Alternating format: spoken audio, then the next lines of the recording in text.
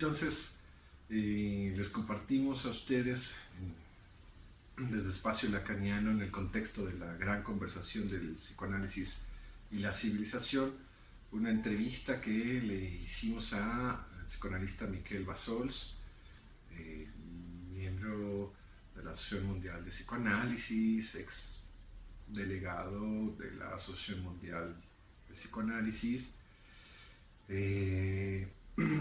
donde muy generosamente nos compartió esta entrevista, nos la respondió, y queremos hacer lo mismo con todos ustedes, que sabemos que les puede interesar. La entrevista tiene el título de La pandemia en tiempos del declive del nombre del Padre. Y empieza así: estimado Miquel Bassols, la mayoría de la población mundial ha tenido una vivencia común, el confinamiento, en mayor o menor grado. La minoría de la población mundial ha salido positivo a la prueba oficial del SARS-CoV-2 o COVID-19. La mayoría de ellos con síntomas medianos, leves o asintomáticos, y la minoría de ellos con síntomas graves o fallecidos. Todo lo anterior en medio de una masiva campaña de información variante y a veces contradictoria proveniente de la OMS, quien se ha erigido como referente oficial para dirigir la estrategia a seguir para combatir la pandemia en el mundo, dejando como falsas noticias o falsa información a toda aquella que no coincida con la oficial, sin importar de que vengan de autoridades como la del profesor Luc Montagnier, premio Nobel en el 2008, ya citado por cierto en el texto de las biopolíticas de la pandemia y el cuerpo, materia de la angustia, por el psicoanalista Eric Loran. Bueno, así como Luc Montagnier, otras autoridades, hay muchos ejemplos. Ahora, desde el psicoanálisis, ¿cómo podemos pensar esta pandemia en un contexto que desde la enseñanza de Lacan podríamos nombrar como tiempos del declive del nombre del Padre, tiempos de la pulverización del nombre del Padre y la pluralización del nombre del Padre? ¿Sí? ¿Cómo pensar las consecuencias e implicaciones que tiene en este momento poner o promover como sujeto supuesto saber a la OMS como representante del discurso cientificista y simultáneamente delegarle el lugar de dirigencia, de líder, de amo, de significante amo, dictando qué sí y qué no se puede hacer? ¿Podemos reconocer acaso ahí efectos sugestivos o hipnóticos en la población? Bueno, cuando se habla o se asegura una nueva normalidad, se le augura producto de un virus que supuestamente se produjo de manera natural, según el discurso oficial. ¿Cómo podemos localizar ahí en juego al discurso del amo en la actualidad? ¿Acaso es legítimo pensar el triunfo de la religión y junto con él la fase más cruel y severa del autoritarismo en estos momentos? ¿Qué desafíos tiene el psicoanálisis hoy en este contexto a la luz de la gran conversación que tiene con la civilización, donde la población mundial se encuentra en un estado de desorientación, confusión, miedo, frustración, empobrecimiento, impotencia y en algunos casos hasta pánico y fobia al contagio del otro? Más allá de las dificultades técnicas y éticas que tengan algunos psicoanalistas para continuar sus prácticas. Y por último, quisiéramos saber su comentario o reflexión sobre el texto Más allá del principio de placer de Sigmund Freud, a 100 años de su publicación y en retrospectiva desde este 2020. Muchas gracias. Buenos días desde Cataluña. Gracias en primer lugar a los colegas de Zacatecas por esta entrevista que vamos a realizar en un decalaje temporal sobre el tema que me han propuesto, que es la pandemia en tiempos del declive de los nombres del Padre. Me habéis planteado 5 preguntas, cada una de ellas podría dar lugar a muchos desarrollos, pero voy a empezar por la última, que se refiere al texto de Freud de Más allá del principio del placer, publicado en el año 1920. Estamos en efecto 100 años después de su publicación y leído desde ahora resulta un texto muy actual. Allí Freud introduce esa noción extraña, contradictoria de pulsión de muerte y en efecto debemos decir que estamos en la actualidad sumergidos de lleno ante lo real de la pulsión de muerte en esta época pandémica. Con todo, quiero poner en relación ese texto con otro texto de Freud 10 años posterior, que es el texto del malestar en la cultura, porque precisamente ahí empezamos a ver que hay una dualidad que empieza a romperse, la dualidad entre naturaleza y cultura. Porque podríamos pensar que la pulsión y la pulsión de muerte es un hecho natural, un hecho de la naturaleza, pero ya si vamos a ese otro texto de Freud empieza a aparecer una dificultad en mantener la dicotomía entre la cultura o la civilización y la naturaleza. La cultura como algo que intentaría dominar las fuerzas de la naturaleza. Freud parte de este esquema, que es muy de la época de Freud, pero ya si leemos bien el texto desde ahora nos damos cuenta de que esa dicotomía no funciona más. Ya Lévi-Strauss la puso en cuestión, esa dicotomía entre naturaleza y cultura, y si leemos Lacan debemos decir finalmente que la naturaleza, escrita con mayúsculas, la naturaleza como una fuerza primigenia, como la physis incluso de los griegos, no existe más, está perdida como tal. Y que en todo caso, si podemos hablar de algo ahora, es de una sobrenaturaleza. Una vez la naturaleza está perdida, como dijo ya Pascal en el siglo XVII, con el nacimiento de la ciencia moderna, una vez la naturaleza está perdida, todo puede ser naturaleza, todo puede ser sobrenaturaleza, como leyó el poeta José Lezama Lima esa sentencia de Pascal. ¿Qué quiere decir eso? Quiere decir que con la civilización estamos ya en una segunda naturaleza y que la oposición lo natural y lo cultural o civilizatorio no nos sirve ya para orientarnos en la actualidad. Y en efecto, esta pandemia que estamos sufriendo y que vamos a seguir sufriendo durante un tiempo, seguro, nos indica que estamos en una época donde es la civilización misma quien produce esa sobrenaturaleza en la que nos jugamos la vida y en la que la propia civilización se está jugando su destino.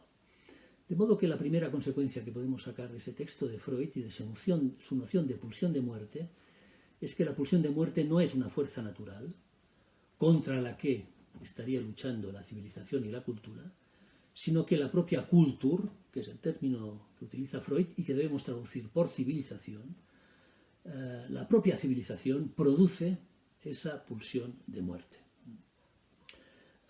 Es un producto cultural, Y eso nos indica que la idea que a veces en la actualidad podemos tener de que estamos ante una lucha contra las fuerzas de la naturaleza, debemos modificarla para pensarla como una lucha de la civilización contra sí misma.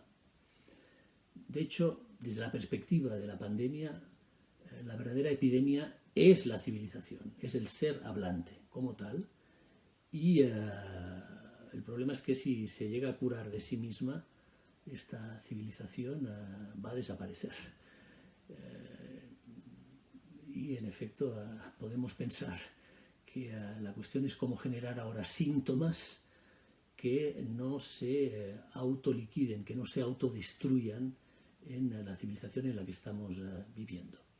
Y esta pandemia es un producto de la civilización, como sobrenaturaleza, Con esto no estoy diciendo teorías conspirativas de que se ha producido, eso lo podremos ver después. No, el problema es que la propia civilización está generando por su propia movilidad, por su propia facilidad de transmisión de mensajes, de discursos, de cuerpos, de viajes, está generando nuevos trastornos que debemos leer en términos de síntoma y que pueden poner en peligro su propia supervivencia. Y eso podemos deducirlo ya del texto de Freud, más allá del principio del placer, con su noción de pulsión de muerte. Voy entonces a la segunda pregunta: ¿cómo podemos poner en relación esta época que llamamos del declive de los nombres del Padre con este tiempo de la pandemia? No es obvio de entrada, pero sí podemos decir algo, y es que lo que llamamos la época de los nombres del Padre, el reinado de los nombres del Padre, de lo edípico, de la metáfora edípica, se ordenaba, es cierto, a través de significantes mayores, uno de los cuales era el nombre del Padre, el patriarcado. Fundamentalmente, si los leemos, estos nombres del Padre desde la perspectiva lacaniana, debemos decir que el nombre del Padre es una metáfora, sobre todo. Es una metáfora, es un hecho de lenguaje, es algo que viene a sustituir un significante por otro. Podríamos retomar lo que decíamos antes y decir que la civilización es una segunda naturaleza, es una sustitución de la naturaleza perdida por una segunda naturaleza del lenguaje, que ordena ahora los vínculos sociales, y que esa segunda naturaleza tiene sus propias leyes y que pone en contacto elementos distintos. Si algo caracteriza nuestra civilización actual es la posibilidad de ir de un lugar a otro casi sin tiempo mediante. Los viajes se hacen cada vez más rápidos, lo que ocurre en un lugar tiene consecuencias inmediatas en otro, empezando por ese murciélago de Wuhan que en un rincón de China ha tenido efectos en todos los lugares del mundo, y eso se debe, es cierto, a algo que es nuevo en esta civilización, podemos decir, de la ciencia moderna, que ha posibilitado estas metáforas en su sentido más original. No hay que perder de vista que metáfora quiere decir llevar una cosa de un lugar a otro, sustituirla en su lugar por otro elemento. No hay que olvidar que es lo que ha producido a la vez que esta civilización tenga nuevos retos, nuevas dificultades, nuevos síntomas, uno de los cuales en efecto es esta pandemia, que no se habría producido de la misma manera sin esa metáfora continua de un lugar a otro. Pero precisamente creo que hay que leer algo en la actualidad y podemos llamarlo así, a la crisis del nombre del Padre, como el nombre que organizaba los vínculos sociales y el goce de los seres humanos y los organizaba con una estructura de metáfora. Nos encontramos ahora en una civilización que ha privilegiado más bien el otro gran eje del lenguaje que Lacan abordó en los años 50 y que era la metonimia, es decir, el deslizamiento infinito. La metonimia no es sustituir un elemento por otro, sino que es ir de un elemento a otro de una manera continuada, por contigüidad. Debo decir que mi primera impresión es que este tiempo de pandemia nos ha introducido en un tiempo de la metonimia, donde no hay cortes, donde parece que vivamos en algo donde no hay un final claro. Salimos de un punto para entrar en otro, salimos de una ola para entrar en otra, e incluso los mismos epidemiólogos nos dicen que no es que esto no tenga un final, sino que después de un elemento va a venir otro. Y el contagio, la propia idea de contagio nos introduce a esa dimensión metonímica, sin cortes, por contacto directo. De modo que, en efecto, la primera cuestión que podemos decir es que este tiempo de la pandemia nos hace ver de una manera más clara que nuestra civilización funciona más en el eje metonímico, de contigüidad, de contacto, de contagio por contigüidad, que no en el eje metafórico, que permite una operación sintomática distinta, que permite sustituir una cosa por otra. No vemos el final del túnel, pero no lo vemos porque nos falta el eje de la metáfora y estamos viviendo más bien en un eje horizontal de contacto metonímico. La idea misma de contagio nos lleva a vivir en ese eje metonímico. La misma experiencia que estamos haciendo en los medios de comunicación tiene algo de este orden. Casi esto parece una serie.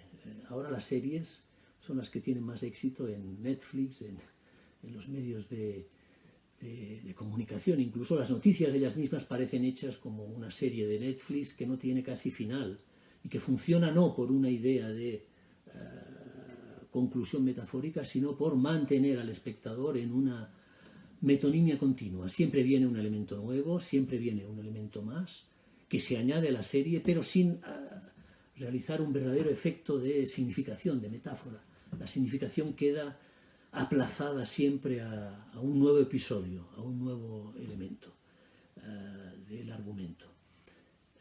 Bien, creo que esta pandemia, como hecho simbólico en primer lugar, nos ha introducido de una manera más decidida a este tiempo de la civilización actual, que es más un tiempo metonímico que no metafórico.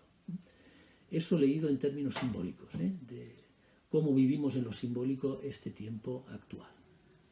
Bien, es la primera cosa que podría decir sobre esa pregunta de los tiempos del declive del nombre del Padre. Vamos a la siguiente cuestión, que se refiere al lugar de sujeto supuesto saber de la OMS, de la Organización Mundial de la Salud y de los efectos sugestivos o hipnóticos, como decís, que puede tener sobre la población. En primer lugar, debo decir que no sabemos casi nada de lo que está ocurriendo en esta pandemia. Empezamos a saber que no sabemos casi nada. Los mismos especialistas y epidemiólogos no se llegan a poner de acuerdo tampoco. En efecto, evocabais en algún momento a Luc Montagnier y a voces diversas que hay dentro del campo de las autoridades de la salud. Y es cierto que estamos en un momento de incerteza y tampoco podemos pedir un otro consistente que lo sepa, que lo pueda prever todo. Ni la OMS es Dios, ni hay un Dios tampoco que organice esta epidemia. De modo que la primera cuestión que deberíamos entender es que no hay sujeto supuesto a saber sobre esto. Vamos a tientas, unos y otros. La ciencia intenta abordar ese saber en lo real que cree encontrar en el coronavirus y del que está intentando descifrar las leyes para obtener una vacuna, un tratamiento que funcione. Pero hay que decir que todavía no sabemos ni el origen, ni de dónde viene, ni a dónde va esta epidemia. Hay muchos datos contradictorios y difíciles. Sabemos sí que puede ser asintomático de 1 a 14 días y que actúa y se propaga en silencio, y eso le confiere un lado muy siniestro a esta epidemia, y es que actúa en silencio. Es el silencio de la pulsión de muerte, en términos freudianos. Se pensaba que iba a terminar con el calor, pero bien, estamos aquí en Europa en pleno verano y la epidemia sigue su curso. Se dice que hay oleadas, pero tampoco está muy claro si son oleadas o continuación de un mismo movimiento epidémico. Más bien es la figura de un río, que no la de unas olas en el mar, sino la de una corriente que se va modificando. No hay un curso único y lineal. Y a diferencia de otros virus, se activa sin salir de la célula, lo que implica que se contagia de inmediato, pero también en silencio, sin producir síntomas inmediatos.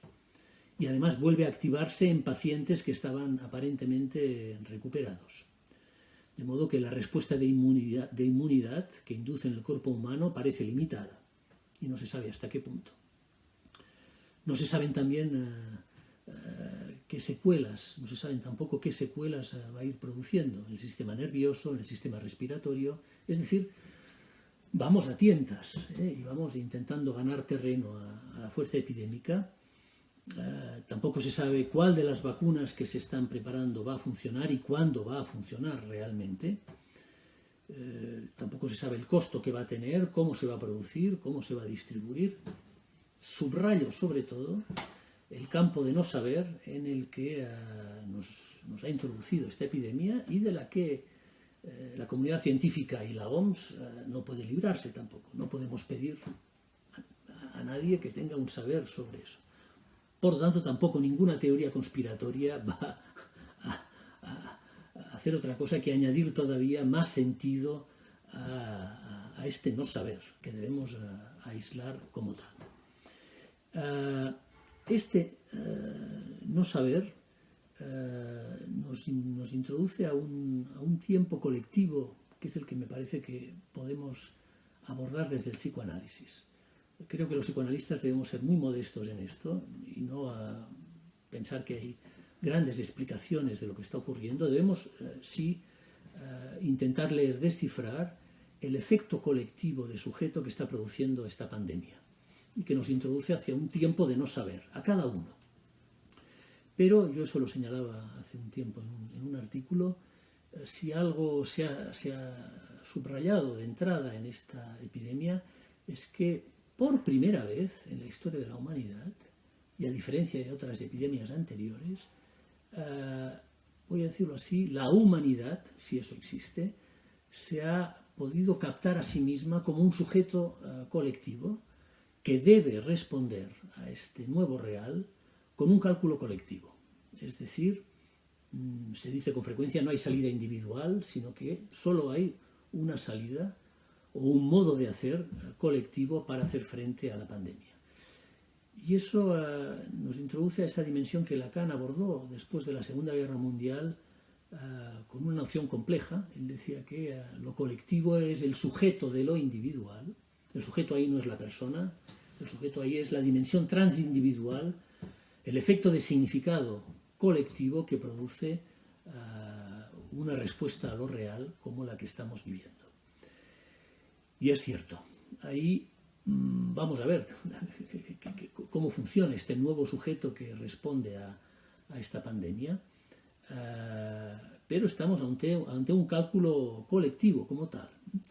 Por lo tanto, más que seguir soñando en un sujeto supuesto saber que va a responder de una manera consistente y completa a este nuevo real de la pandemia, debemos pensar que ha aparecido un nuevo efecto de sujeto colectivo que desde el psicoanálisis debemos saber escuchar, incluso orientar a partir de la idea de que no hay un cálculo completo y consistente, y no lo va a haber. Incluso si aparece una buena vacuna, incluso si aparece un buen tratamiento,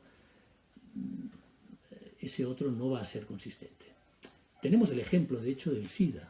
Todavía no tenemos una vacuna del SIDA y el cálculo colectivo que introdujo el SIDA fue ya un primer ensayo sobre esto. Y estamos ensayando respuestas colectivas ante este nuevo real. Y ahí, en efecto,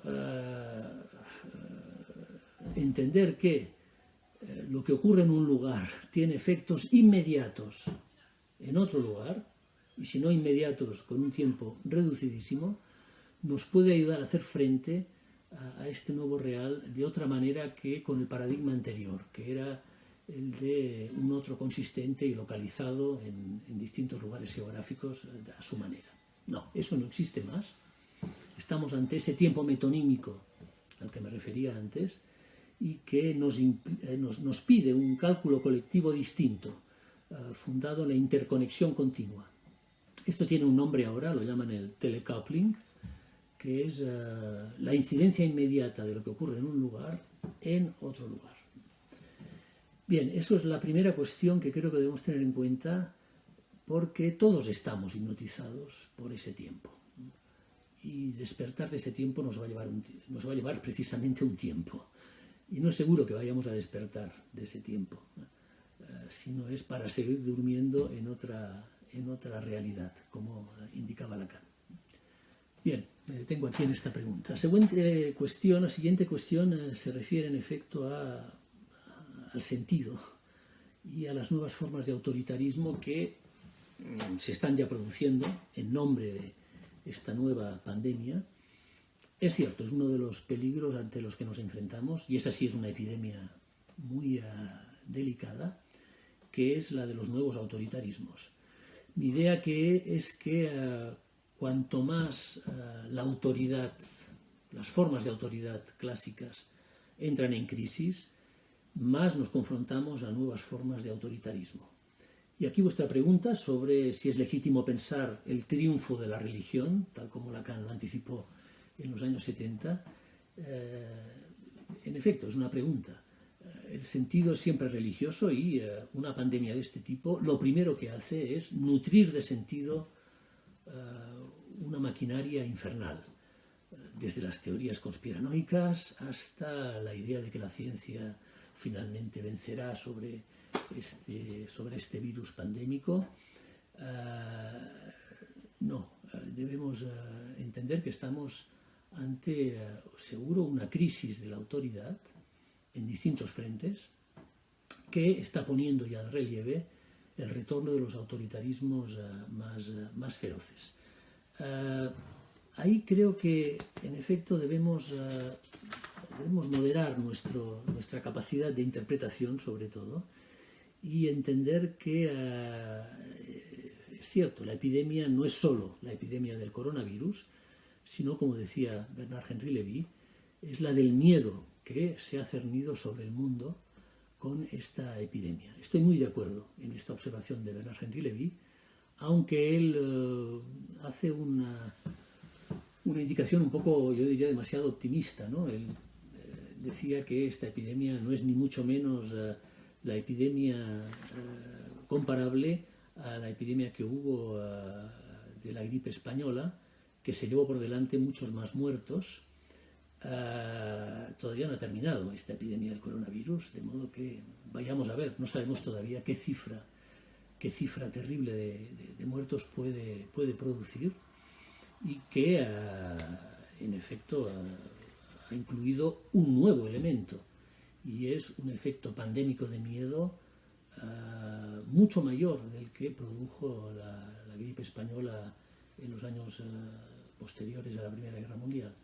Entonces, bien, vamos a ver qué es lo que nos depara este tiempo del coronavirus, pero en todo caso lo que sí sabemos ya es que va a alimentar nuevos autoritarismos, ya los está alimentando, nuevas formas de control social, nuevas formas de utilización de la técnica para controlar y reprimir a las poblaciones, y ese sí que es un nuevo real ante el que nos confrontamos, que no es el real de la ciencia, no es el real de las leyes de la naturaleza con las que se mueve el coronavirus y que debemos saber descifrar y que la ciencia debe descifrar.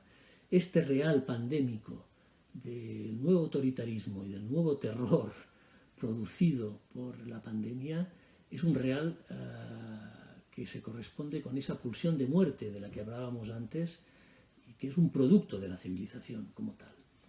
Y es increíble cómo ese temor pandémico, ese terror pandémico se extendió con una rapidez increíble para autorizar nuevas respuestas del autoritarismo. Y frente a eso, es cierto, no tenemos otro elemento que la palabra y que el lenguaje.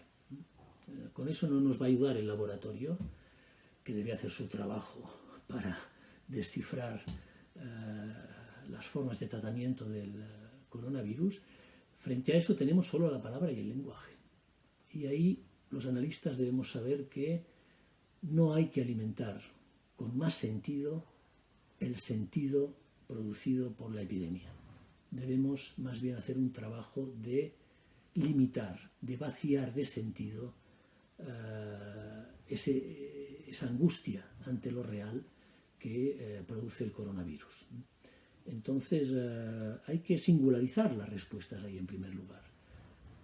Cada sujeto responde de una manera distinta a ese nuevo real y saberlo escuchar en su singularidad es ya una manera de ir a contracorriente del sentido colectivo que produce la pandemia y en la que se autoriza el autoritarismo, precisamente. Bien, siguiendo lo que decía, respondiendo a la anterior pregunta, podemos abordar la última, las de los desafíos que el psicoanálisis tiene en este contexto y cómo introducirse en esta conversación babélica en la que estamos viviendo y aumentada todavía más por esta pandemia. Me gustaría ir a recordar una observación de Lacan en el año 73, en Roma. Era una observación, de hecho, que nos sirve en la actualidad porque se refería precisamente a un momento en el que los biólogos se angustiaban ante la posibilidad de que lo que iban elaborando en sus laboratorios de repente pudiera deslizarse por debajo de la puerta y pudiera infectar a todo el ser hablante. Y Lacan dice lo siguiente, habla de la angustia del científico ante esa posibilidad. Sabemos que esa posibilidad no está fuera de lo real, porque sea como sea, esta epidemia en efecto es un lapsus, es un acto fallido, ya sea por haber incidido en lo real de la naturaleza de 40.000 maneras distintas, o ya sea porque a alguien se le ha escapado este virus en cualquier laboratorio. No creo que sea lo importante. Visto desde la perspectiva de no hay diferencia entre naturaleza y cultura, sino que hay sobrenaturaleza, eso es indiferente. Lo importante es el sujeto de la angustia ante ese real que se escapa de las manos, inevitablemente. Y Lacan decía lo siguiente, os voy a recordar un pequeño párrafo que era muy ilustrativo porque nos orienta en cómo el psicoanálisis debe, creo, introducirse en la conversación. Decía, es precisamente el síntoma tipo de todo acontecimiento de lo real, esa angustia ante el coronavirus. Dice, y cuando los biólogos, para nombrarlos, esos sabios, se imponen el embargo del tratamiento en laboratorio de bacterias, el embargo quiere decir detener ese movimiento, bajo el pretexto de que si se lo hace puede muy bien deslizarse por debajo de la puerta y limpiar por lo menos toda la existencia sexuada del ser hablante, a Lacan eso le parecía cómico, tenía una vertiente cómica. Eso le parecía cómico, incluso chistoso. Este acceso de responsabilidad es formidablemente cómico. Toda la vida reducida finalmente a la infección que ella realmente es, con toda verosimilitud. Dice, es el colmo del ser pensante. Estamos ante ese punto. No es algo ni apocalíptico, no. Es lo que cada ser hablante puede experimentar ante ese real, es que la vida misma puede ser una gran infección que puede aplastar, barrer con el ser hablante, con el ser pensante. Esa es una parte, y no hay que alimentarla más. Sabemos que eso está ahí. Lacan sigue diciendo, lo malo es que no se dan cuenta de que la muerte al mismo tiempo se localiza en lo que en la lengua, tal como yo la escribo, hace signo de ella, de la muerte, de lo real. Puede parecer un poco complicado este final de Lacan, pero si uno lo lee bien, da una luz. Dice, lo malo es que no nos damos cuenta, siguiendo esa angustia, ese tiempo de la angustia compartida ahora en todos los lugares del globo, es que la muerte como tal solo se localiza a través de la lengua. Es decir, que la experiencia de ser mortales solo se localiza a través del lenguaje, que es una lucubración sobre la lengua, a través del hecho de ser hablante. Y que lo que nos orienta realmente son los signos, como dice Lacan aquí, lo que hace signo de ese lugar de la muerte en la lengua, a través de la angustia, singular en cada sujeto. Eso nos introduce a otra dimensión absolutamente distinta, a la que la ciencia está tratando con su lucha ante lo real, y que es una lucha, por supuesto, absolutamente introducida en el campo de la lengua, porque se descubra o no se descubra la vacuna con un tiempo X, más tarde o más temprano, todo eso ya sabemos que va a estar incluido en todos los efectos de discurso del neoliberalismo actual, en cómo todo eso se va a ir comerciando y distribuyendo a través del temor que cada uno tiene de la muerte en su experiencia de lenguaje singular. De modo que si el psicoanálisis puede tratar, introducir una conversación posible, es ante ese temor pandémico de la muerte que afecta a cada sujeto, esté afectado o no por el coronavirus. Es otra pandemia esa. Y es a esa otra pandemia que el psicoanálisis debe dirigirse para tratarla en una conversación a través de la palabra misma, precisamente. Si me permitís decirlo así para concluir, con la epidemia del lenguaje debemos poder tratar la epidemia de la lengua que introduce ese tiempo de la angustia. Me detengo aquí, estimados colegas de Zacatecas. Espero que haya servido un poco esta conversación para aliviarnos un poco también de este tiempo difícil que nos está tocando vivir en todos los lugares. Un abrazo desde Cataluña.